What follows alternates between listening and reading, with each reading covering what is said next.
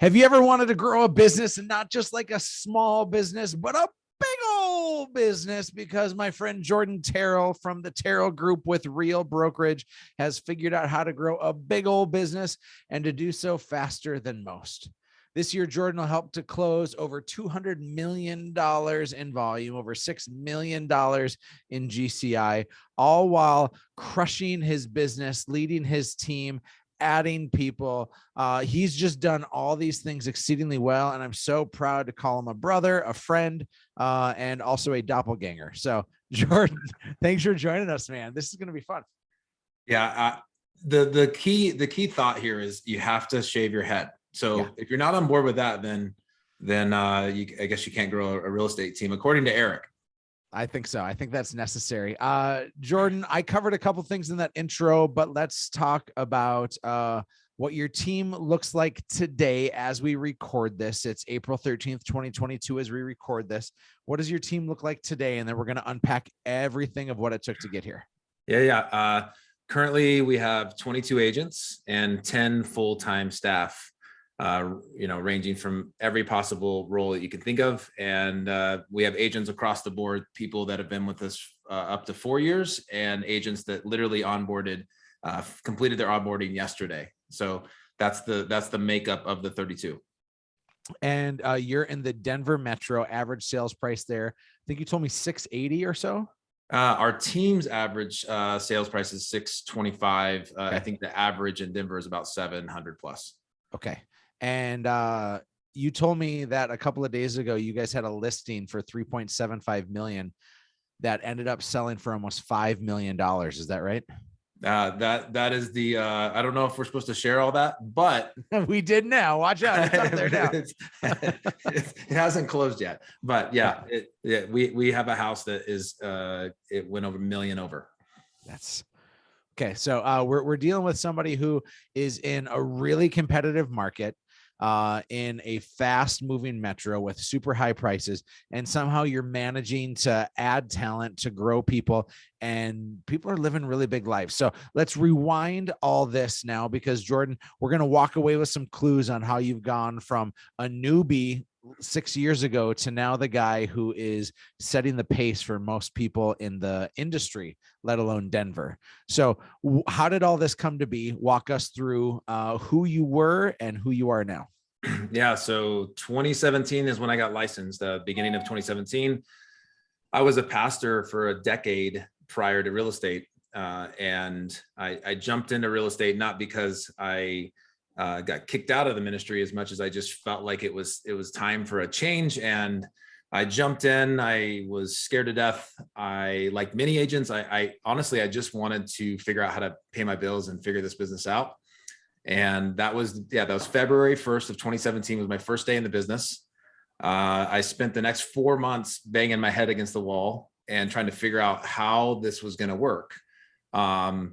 And there was the month of June was a really interesting month for me because I finally got traction, and I made some decisions in that first 4 months that really helped me get that traction. One was I hired a coach. I hired a coach before I closed the deal.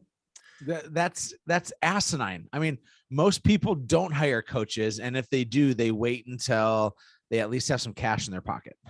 Yeah. So I approach this business a little differently than most. I mean, if you were going to go start a coffee shop, you would probably go get an SBA loan. Let's say $300,000. You'd go rent out a space, sign a 10-year lease. You'd go buy some equipment, some tables, some chairs, a barista machine, hire some people, do some marketing, and all of that would be done before you had one customer.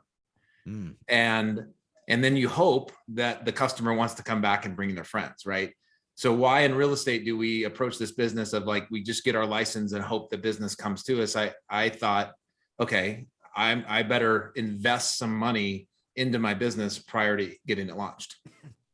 As your real estate coach, I'm really happy you're talking about how important coaching is. So thanks for that, buddy. Yeah. Well, yeah. So I got to June.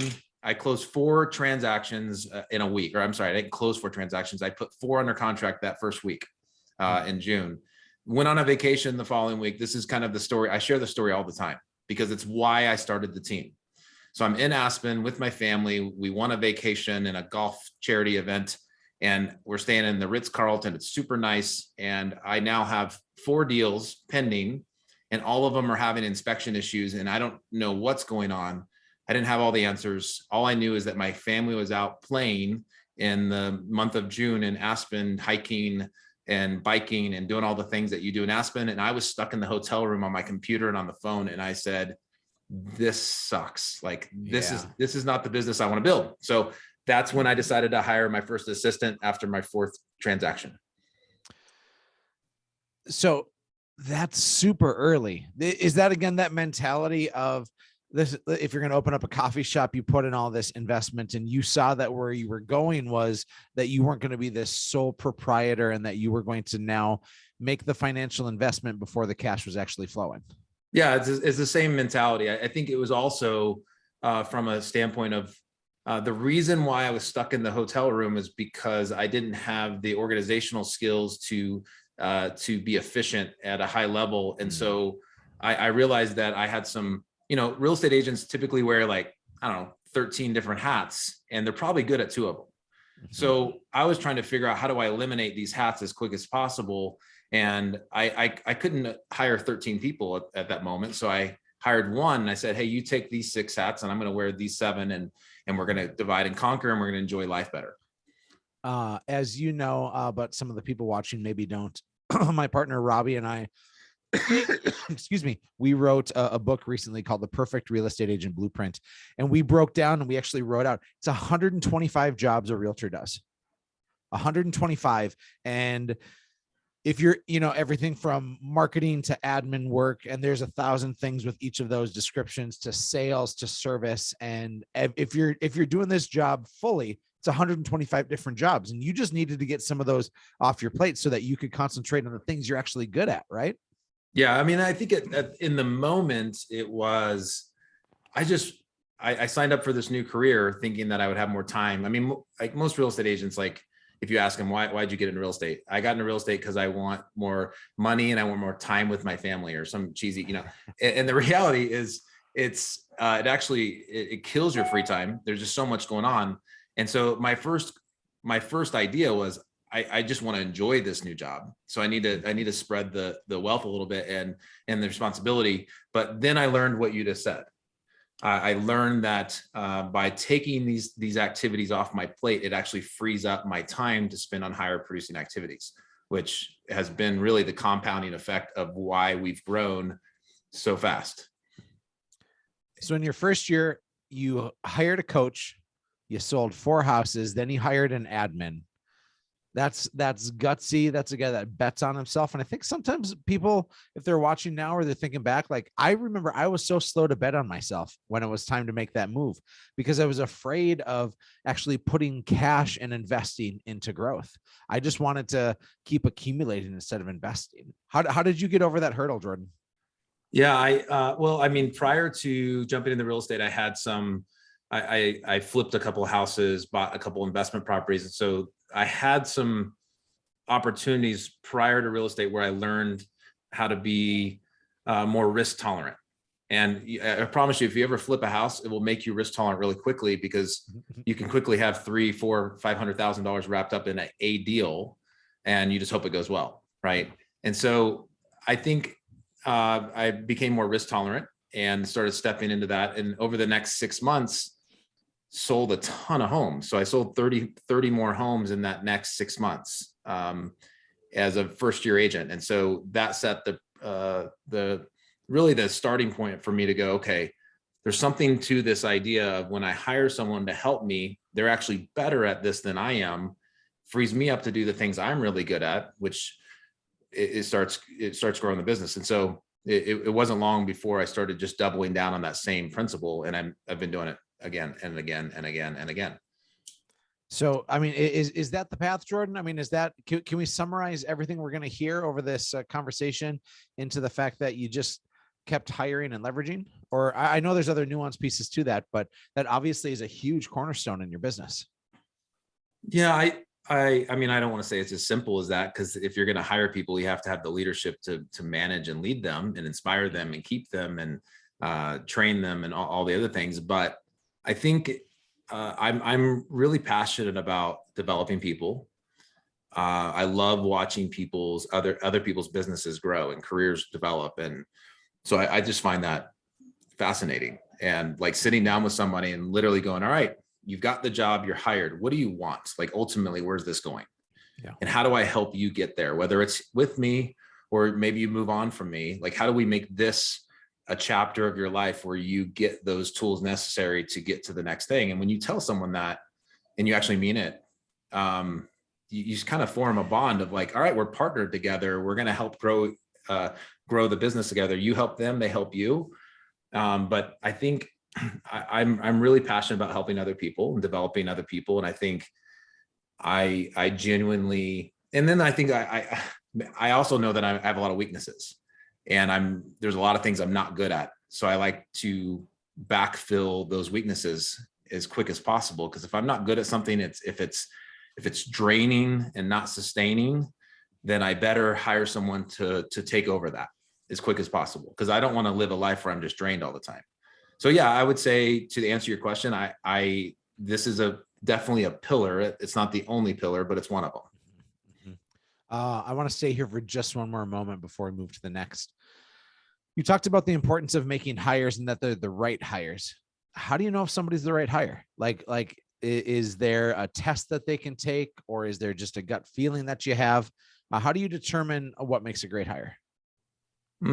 That's a tough question. I think I have a lot of intuition in general, but like, I think I care more about the person and than I do about the job and the task.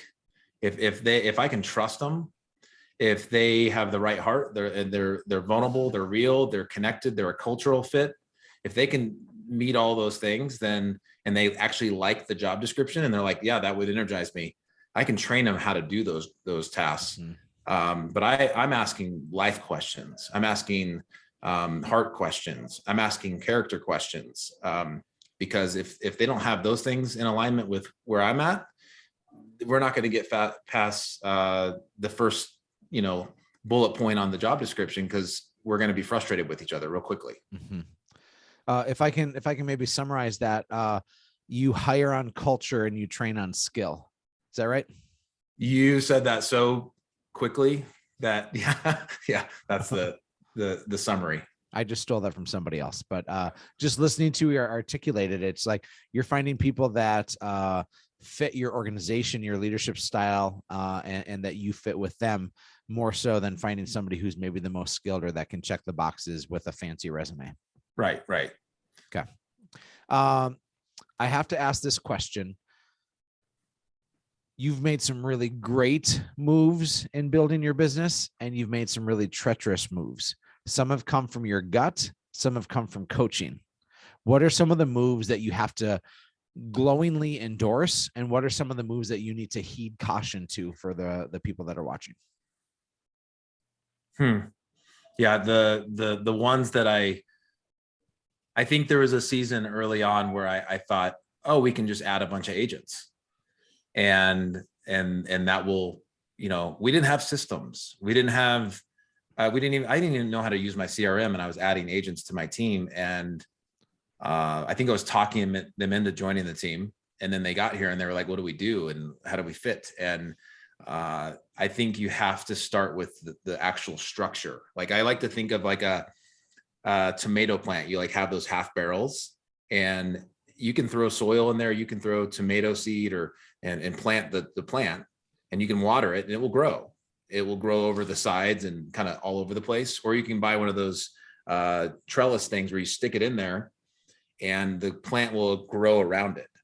And so I would say to anyone that's trying to build any kind of company, whether that be real estate or something else, you kind of have to build the structure that allows growth to happen. Because if you water something enough, it's going to grow. But you need to make sure you're growing the right way. Because if you grow the wrong way, it's really hard to go back and fix that stuff. And that's where painful things happen, where you might have to let someone go or have to change the entire system because it's not working. And I think that's where I probably made some mistakes, is that I grew fast. And then I was like, crap, it's growing crooked. and I need to go trim some of this and fix it. And I mean, one of the first things I did year 2 is I launched an expansion market. You don't even know the story. I launched an expansion market in Colorado Springs with an agent. Like I had been an agent for 11 months and I was launching an expansion market, which is like the silliest thing I've ever thought of. But at the time, it sounded like a good idea. Yeah. Just because you can doesn't mean you should. Yes. Did I tell you I opened up expansion a year after I was full-time? No, I didn't know that. I did the same thing. I expanded to 2 different markets. One was selling commercial businesses in the oil patch of Western North Dakota, 5 hours away, in a town that I had never been to before. And the other was to a town 70 miles north, and they both failed massively. So go figure. We are the same. Isn't that cute? So Jordan, that's some bad coaching advice, or that's some bad gut decisions that you made. What are some really good ones that people can try to copy? Well, once again, I think, when you go to Disneyland or Disney World and you wait in those really long lines and everyone's sweaty and touching, and that sucks. Or you can just sign up in advance and get fast passes. Hiring coaches is like buying a fast pass. It's worth the dollars. You get to the front of the line, you get to get on the ride fast, and they're going to tell you all the things that you would have had to learn by sitting in that long line with sweaty people. And it's a weird analogy, but that's what I think of every time. Like I've hired a coach and they tell me what happens at the front of the line. And I'm like, thank you. You just saved me a lot of pain, a lot of energy. And I'm not trying to sell you as a coach as much as it's part of the model. Like if you want to grow your real estate business fast, and I would say the decisions I made that were good is I hired coaches and I found out how to wiggle my way into mastermind groups. So how do I become, like, there are some groups out there, and I mean, there's some big players in these groups. And so I found a way to get in the circle. No one really knew who I was or why I was in the circle, but I found a way to get in the circle. And I just did a lot of listening and watching, and I would follow the threads and the different answers and questions that were happening. And I was just taking notes and going, all right, these guys are doing it, then I'm going to do it. But I like to be in rooms where I'm typically the small fry in the room. And I've had to, as I've grown, I've had to hire bigger coaches and find bigger masterminds, so I can be challenged. So that would probably say are 2 of the better decisions I've made along the way. What's the hardest thing about growing from being a brand new agent to now running a team of 32 people, going from managing $0 to managing $6 million? What have been some of the obstacles that you faced, and how have you overcame them?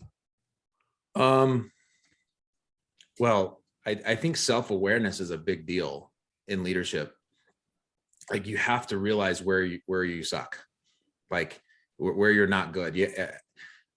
Like I'm horrible with money and finances and organizational systems. And if I'm not even allowed to manage my money at home. And so I quickly, as quick as possible, I recognized that. And I said, I need to hire somebody to bring this excellence to the organization. If you think you can do it all, I think that's what team leaders typically do. They're good salespeople. And so they sell clients, and then they sell agents and staff to join, and they build this cool looking team. And they're not self-aware enough to realize that they're not good at everything, and they think they are. And then the whole thing like implodes.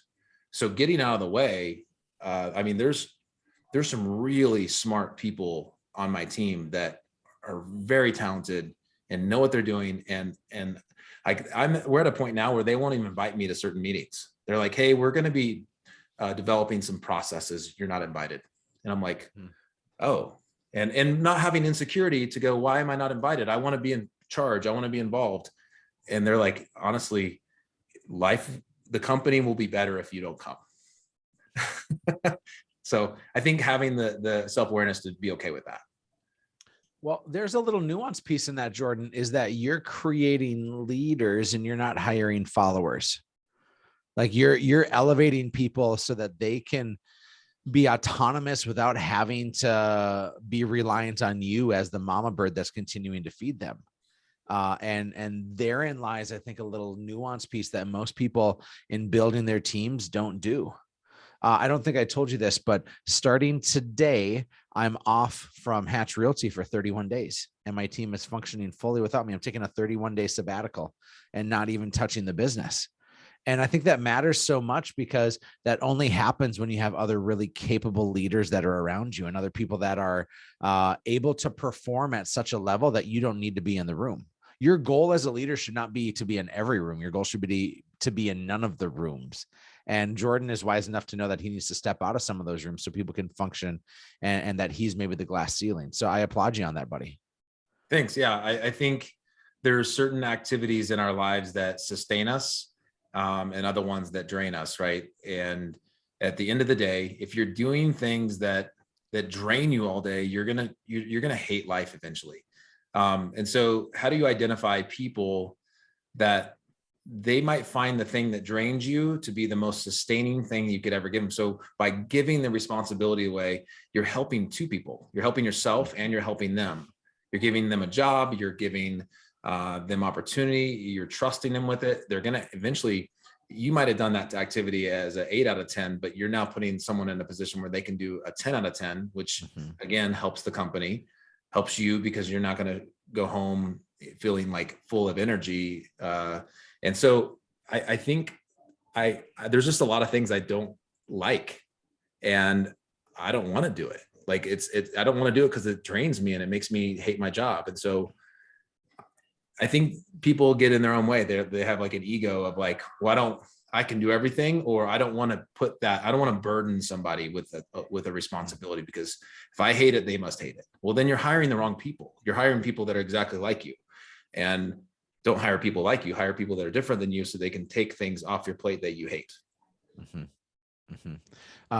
Jordan, I'm insanely proud of you for what you've done, and even more importantly, for the character in which you've done it.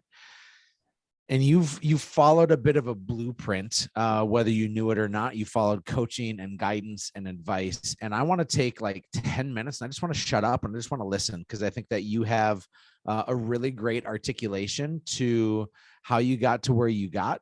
And if people are watching this right now, they're either on your team and you're forcing them to watch, or they're genuinely curious about how to grow a really big real estate business.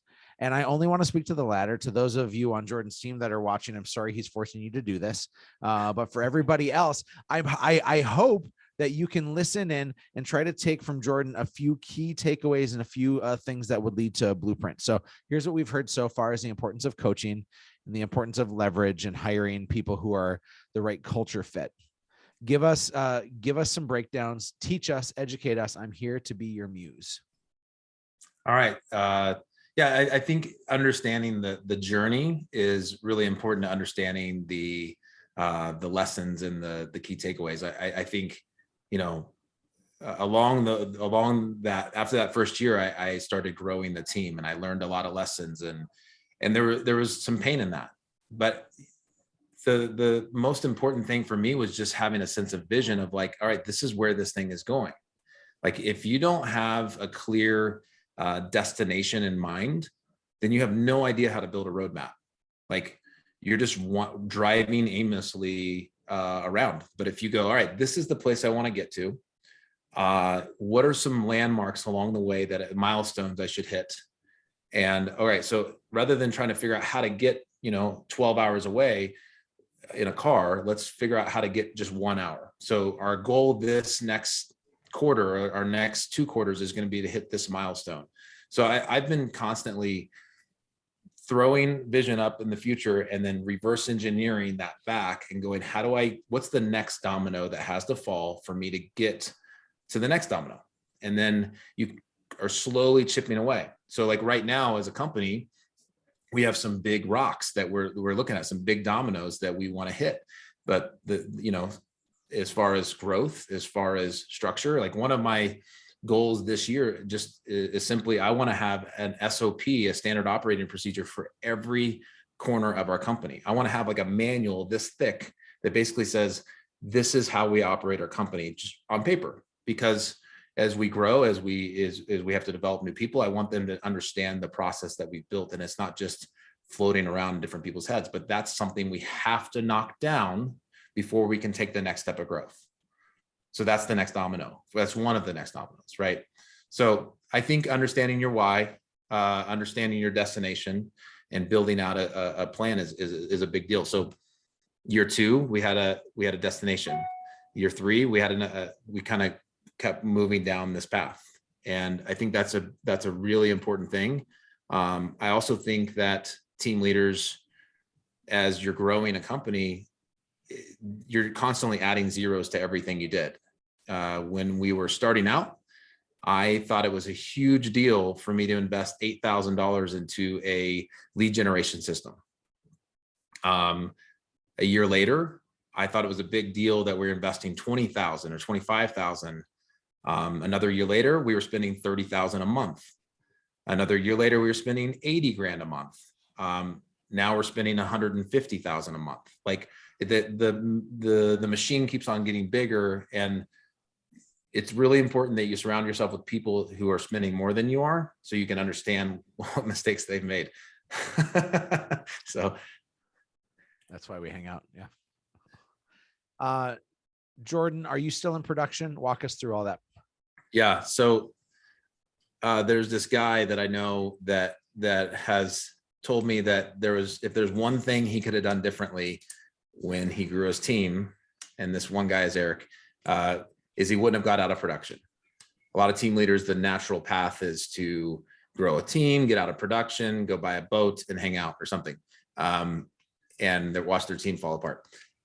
I'm looking at keeping my production together. So a year and a half ago, we implemented the partner model. So where agents have partners, and the partners become they're new agents. They're on salary, that are in training, and they get to assist the lead agent, which is just a huge strategy for us. We're still learning it. We're still perfecting it. But I brought on a partner at the end of 2020, all of 2021. Her and I worked together with a couple other partners. And so we had a micro team, if you will, and we closed about 43 million in volume. So I am still in production. I still am servicing clients. And now we're bringing on an admin to that micro team. So we have a team within a team. It's important too. So you have the Jordan Terrell Group. Yep. And then you have Jordan's personal production team, your micro team. And what is your involvement with that? What is Rachel, your partner's involvement with that? And then obviously we understand what an admin will do there. Yeah. So there's going to be a 4-person team. I'm going to be the micro team leader. And then Rachel's going to be the micro team manager, because micromanager sounds horrible. And we're going to have a micro team agent and a micro team admin. So I'm gonna lead and provide leadership and guidance to the team. Rachel's gonna manage the production of the team. The agent's gonna be the hands and feet, the client experience, and the admin's gonna be the in-between between our team and the TC services, the listing services, and all the admin leverages that we have with our greater team.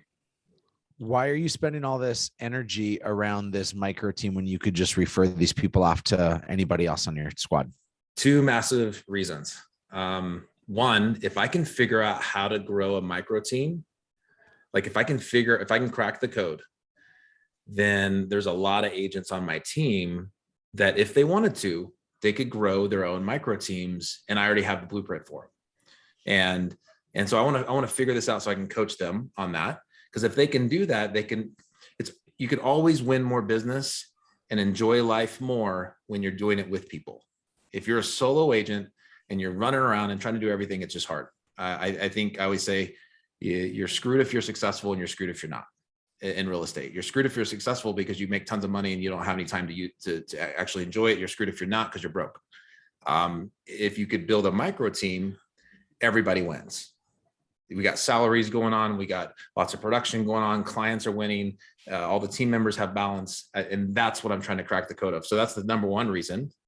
The second reason is that my micro team brought in 1.4 million in GCI last year, and we split with the team. And so that's a massive revenue generator for the whole overall team. So I don't want to just let that go by the wayside.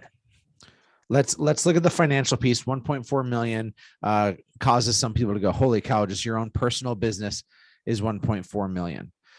I'm going to use simple 50-50 math. I'm not advocating for or saying you should be on a 50-50 split, but you're paying yourself the same split that everybody on the team gets paid, right? Correct. Okay. So if 50%, and again, that's not your split, but I'm using it as the example. If 50% stays with the company, you and your micro team just fed the company $700,000 in GCI, correct? Correct. That other 700,000, how is that distributed between you, your admin, your agent, and your managing partner?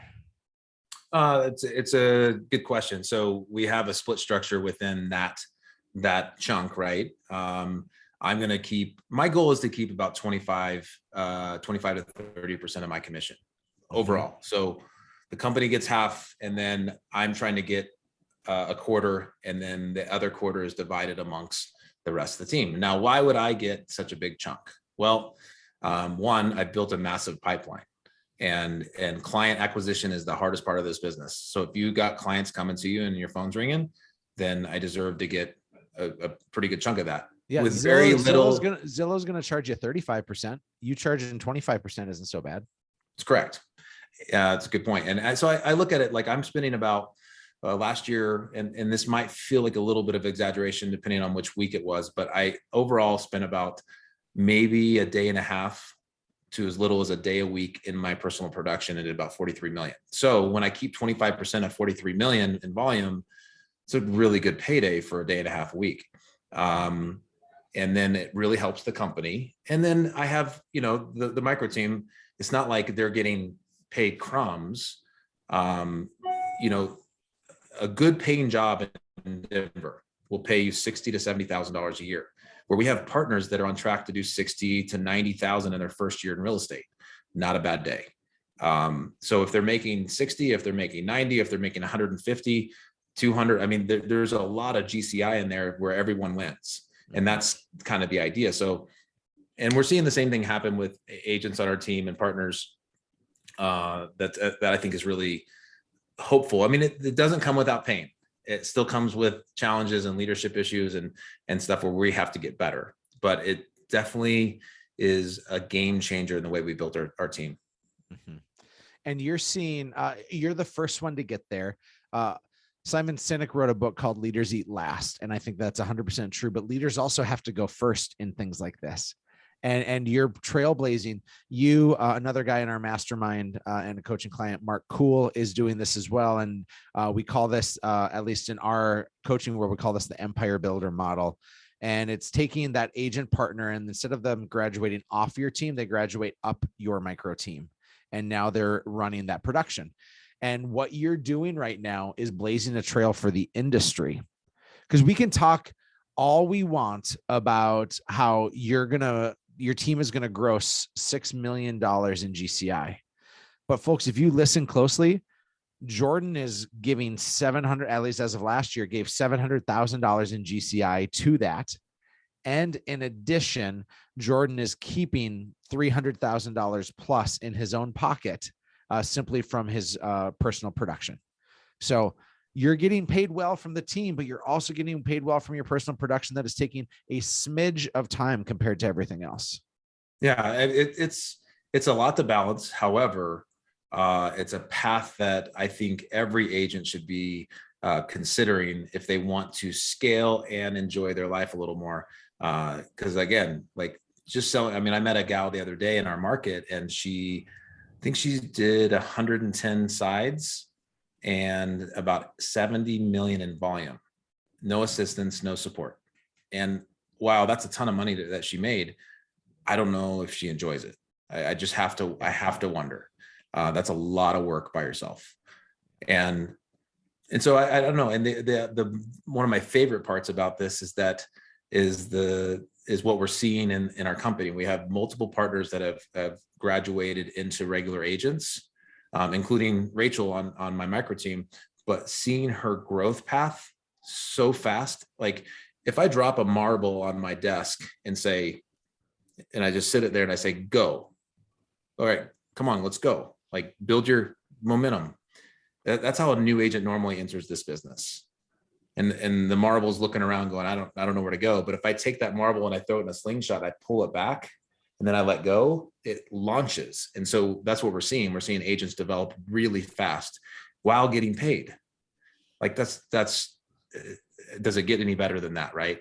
And so it's become an ecosystem for us. Again, if my team members are listening here, they know with me that there's been some pain in this process, and we're evaluating that and looking at how we make this better, and we're going to make it better. We're going to figure it out, but it's pretty freaking sweet.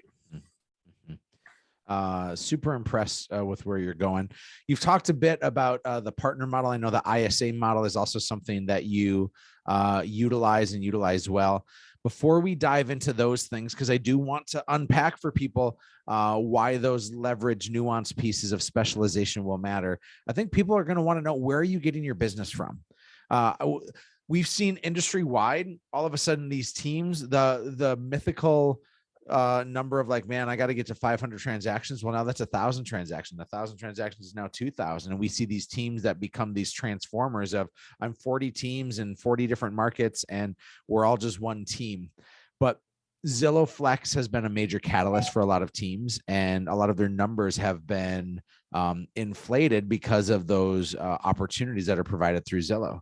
I know Flex is a part of your plan, but what else are you doing to capture your business? Yeah, that's a great question. Yeah, and I was saying this in our team meeting today, but I think the combined, companies will say combined work experience of 150 years or whatever. We have 22 agents, and our combined work history or work experience is like maybe 50 years. It's like we're super young. Yeah. And when you're a super young team, you still haven't graduated that place where you got past clients calling you, hey, you sold me this house 7 years ago and we want to list again, and thanks for staying in touch or whatever. So a lot of our business up to now has been like, we went out and we were hunters and we went out and found it. And so we generate a lot of business from Google or GLS, Google Local Services, pay-per-click. We do a ton of pay-per-click. We have different referral sources, home lights and whatnot. But we do a lot of, we've doubled down on past client care. So we're now doing tons of client events and sending out gifts and client giants and all that fun stuff. We do have Zillow Flex, and we're not, we look at Zillow as an opportunity. We want to leverage Zillow just like they want to leverage us. But what we don't want is for Zillow to control us.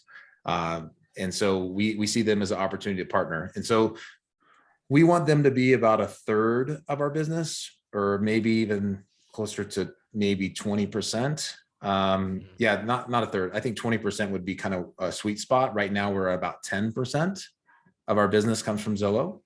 And it's just a lot. Like Zillow's a huge opportunity. If they're just going to pass you leads, it's just expensive, right? So we're doing a lot of advertising. 67% of our closed business last year came from the company. 33% obviously from our agents generating business from their sphere. So we push sphere heavily. Like we're constantly coaching and training and encouraging our agents to go look in their community, because that's the fun business, right? When your buddy calls you, your neighbor calls you and says, I want you to sell my house. So leads are sustainable. Leads is something that you can turn on, and it just keeps the pipeline consistent. And so we can buy more leads.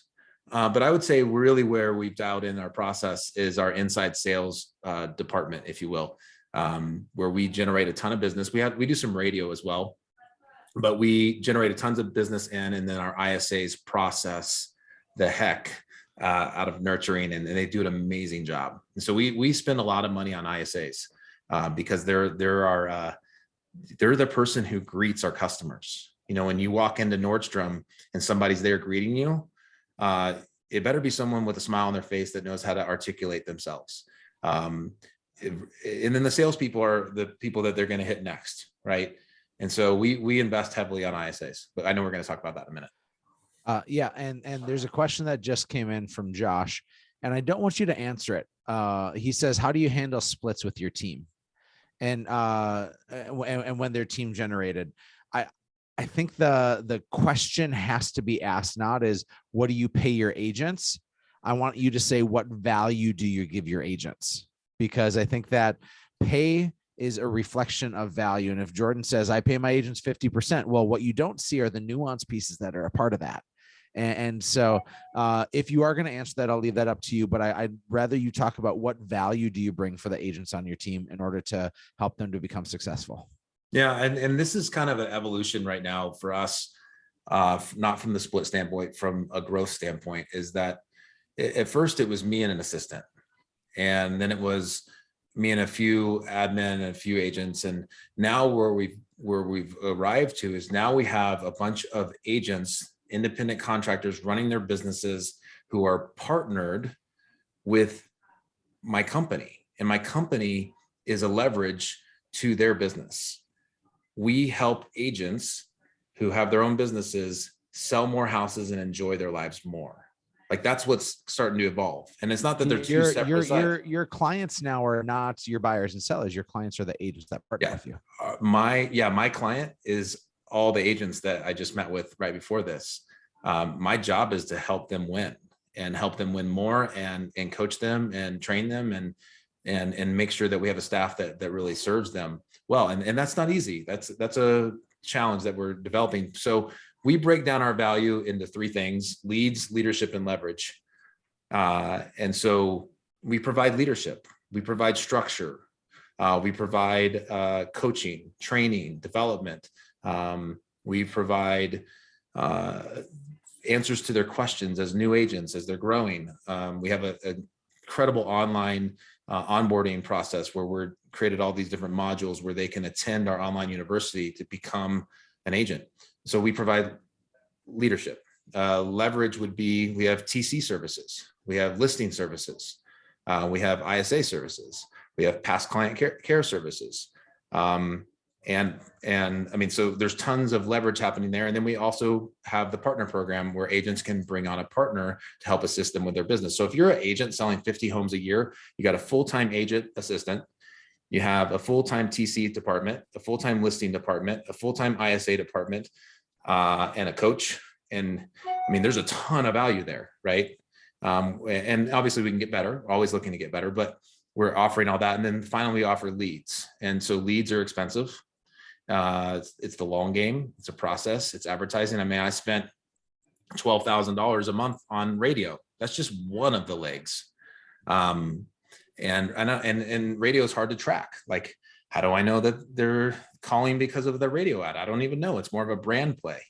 But it takes a lot of money to feed the machine. But if the machine's well oiled, it will churn and help and support a lot of people. Yeah, Josh, I would say this to your question. If you have ISAs that are setting appointments for your agents, that gives your agents permission to and a place to spend more time concentrating on them procuring their own business. And there's a massive amount of training and intentional design that goes into that. I choose, and Jordan, I'll have you answer as well, but my agents get the same split with me or with a company deal. It's the same split. They're paying the ISA if the ISA sets the appointment, so they actually get less on a company deal. And then if they hit a certain threshold or benchmark in GCI from their sphere for that year, we then are bonusing them after they pass that threshold. When the 366th day rolls around, that goes back to the starting point. But I choose to give them all of my profit after they hit a certain benchmark, and that has proven to be a really great carrot to dangle for them. Yeah. We run the same model, obviously, and so I'm looking for about a 15% profit. So I have to figure out how to pay agents commission, operate the business, marketing, hiring, payroll. I mean, we have a $700,000 plus payroll at this point with healthcare benefits and all of it, and we're going to add to that. But I'm looking for a 15% profit of all GCI. about 7.5 from in my pocket for taking the risk and about 7.5 for working capital. And that's the machine. And that's why I'm still in production and why I want the production, because that's what I live off of. And at the end of the day, it's not just about the money. The machine has to work. The company has to be profitable, and it has to make sense. But usually as a team leader, you're taking all the risk up front. I mean, like, I'm spending $150,000 this month, no matter what. And unless I start letting go of people, which isn't an option, right? I love these people. I love working with them. They're amazing. And so that's what I'm up against. But I know Josh personally. So Josh, hit me up on Facebook. I'd love to break that down for you in more specifics. Yeah. And I hope you all can understand why it could be an unhealthy conversation if we take what somebody's split is and we say, well, that's the split I should do. The split you should do is reflective on the value in which you provide.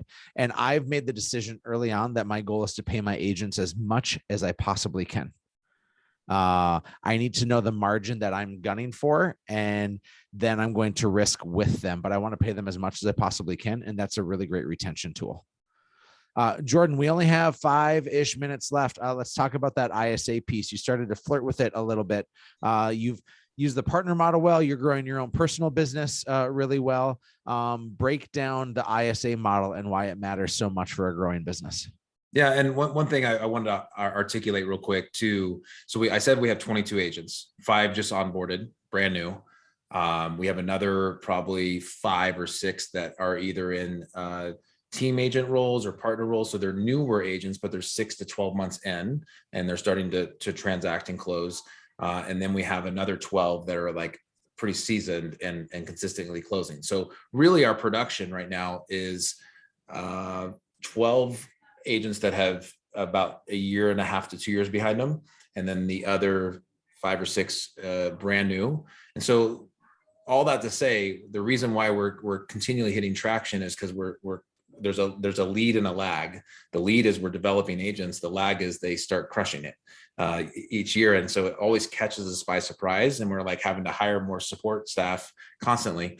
But and the same thing goes for ISA. So we're now in the season right now where we have to hire a third ISA. So we have 2 in-house ISAs. They're brilliant. They're doing an amazing job. And it's a partnership. We have agents, we have staff, and we have ISA. And it's like getting these 3 pillars to operate together is a challenge. But they all are there. They need each other very much. So our ISAs, our ISAs are in positions where they can make 6 figures, 150,000 plus. Like, we pay our ISAs really, really well because their job is hard. And we don't want to farm it out to a VA. VAs are a great solution for a lot of things for a lot of companies, including even mine. We don't have any right now, but we're looking at it. But I don't believe personally in the VA model for ISAs. I think that our inside salespeople should be as savvy as the agent. They just sit at a desk and they process and make a lot of phone calls and a lot of text messages. I'm right there with you. And you have a couple of great ISAs, and that's the piece that you have to continue to be overstaffed with. Is if you're not overstaffed with ISAs and you're trying to play catch up, what you're doing is you're creating some unrest for your agents, because most of our agents are prepared and ready to get a number of appointments for the company. And if that isn't healthy, like an ISA is the greatest insurance policy in the world for that $90,000 you're spending or $70,000 you're spending. It's the perfect insurance policy. And so I would protect any large asset like that. And certainly an investment of almost $1 million a year into buying leads should have some insurance policies on it. Well, and that's why it all started, right? I was spending money on leads. My phone was ringing. My sphere was blowing up. I had another agent who was an amazing agent, but he wasn't dialed in on the follow-up process. So I'm like, I got to hire an ISA to make sure that we're not just blowing this money and that these people are getting calls and follow-up. And then I was like, well, that worked really well. Let's buy more leads. Let's hire more ISAs. Let's keep on. And what's really cool is that these guys are developing big lives too. And where they can really dive in and get kind of geeked out on the system side of it is there's a lot of technology. There's a lot of really cool marketing things that our ISAs get to be involved in. that's doing stuff behind the scenes. And why wouldn't real estate agents do this? Everyone else is, every other business. I mean, what's happening with Google and Facebook and all the technology and Amazon, like if we want to play in this industry, we have to start thinking like the rest of the industry. We can't just be like old school. I love it. Jordan, I'm going to give you final thoughts, final calls to action. Everybody who's watching this right now, if they're not somebody on your team, is looking to grow a big business, and you've done that. Again, wickedly proud of you, bro. And to be in your life and to call you a really close friend, and the fact that we get to mastermind together and coach together, like the best is yet to come. We even went to Reel together, right? So frolically skipping through the meadows are you and me. But I want you to give some final takeaways, because a lot of times these people hear my voice all the time, and I'd rather they hear from you on this one. Yeah, I would say take risk, but don't take risk without accountability and some kind of coach. You can't build a real estate business without taking some upfront risk and putting some investment in. No matter whether you're a team member or a team leader, you're going to have to risk some things. You have to risk some money, and you're going to have to risk putting yourself out there. Hire a coach. Again, if you're a team member or a team leader, everyone should have a coach. And maybe if you're a team member, your team leader is your coach. But we should always have mentors and people that are kind of challenging us and looking at the outside, looking in. But those are some, I mean, and then one final thought here too is it will be painful building anything great. Real estate agents have this opportunity to make $200,000-$300,000 a year. That's a lot of money. Like, it's going to be hard to get there. So don't be surprised when it's hard. And if you want to build a big team and make a lot more money, don't be surprised if it's painful along the way. That's just part of it. And if any of you, if there's anybody watching that ever, if I could help at all, I would love, I mean, you can email me anytime. It's jordan@jordanterrellgroup.com. You can find me on Facebook. You can find me on Instagram, although I'm not as savvy on Instagram as I should be, but love to connect, love to help any way that I can. Everything I've learned from really, really, really generous people. And so if anything, I'd love to give back, because what we've built has really just been replicating and mimicking other things that we learned from other people. Beautifully said, my friend. With all that being said, I don't see any questions coming from the crew, so I want to leave you with just a couple of things. Number one, Jordan, you my boy, well done, beautifully said, and I learned a couple things today here as well. Number two, we have an SOP, standard operating procedures event, that is going to be a virtual event coming up in July. I'm going to email you out those details so you can see that. Number three, I made mention of a book that Robbie and I wrote called The Perfect Real Estate Agent Blueprint. We have some pre-sale orders happening now. It should launch in June. And then finally, keep up to date with everything that's happening. Subscribe to our Hatch Coaching YouTube channel, and we're going to keep throwing this stuff your way. So on behalf of Jordan Terrell, my name is Erik Hatch. Much love, beautiful people. See ya. Thanks.